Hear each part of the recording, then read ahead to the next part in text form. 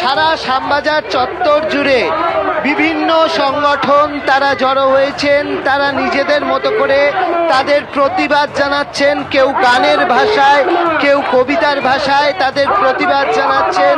তোমাকে দেখিয়ে দেবো, এখানে উত্তর কলকাতার যে সমস্ত শিল্পীরা রয়েছেন তারা এখানে একত্রিত হয়েছেন এবং শিল্পীরা একত্রিত হয়ে এখান থেকে তারা গান পরিবেশন করছেন। এখানে সাধারণ মানুষজন প্রচুর জড়ো হয়েছেন।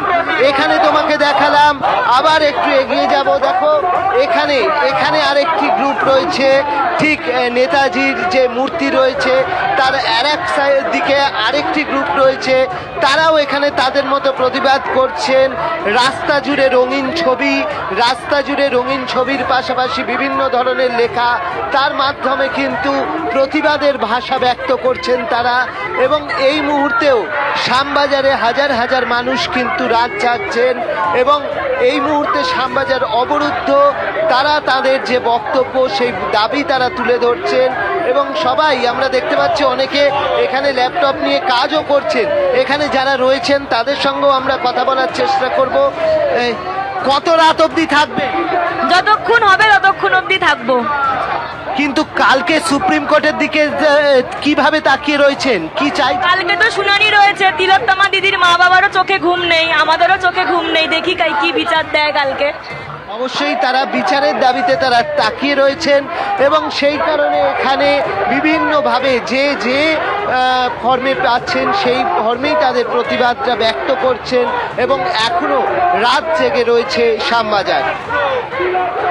একদমই রাত জেগে রয়েছে শ্যামবাজার, শুধু নয় গোটা রাজ্য রাত জাগছে।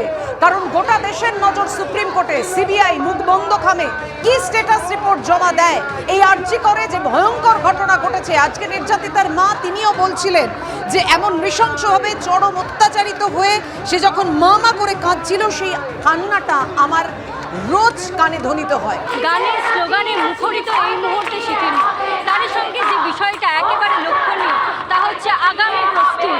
একেবারে এই মিছিলে, এই প্রতিবাদের যে এখন এই মুহূর্তে পদ দখল, রাত দখল, সেই রাত দখলে শুধুমাত্র প্রাপ্তবয়স্করা নয়, তারই সঙ্গে আগামীরাও প্রস্তুত হয়ে রয়েছে, তারাও কিন্তু স্লোগানে সুর মিলিয়েছে।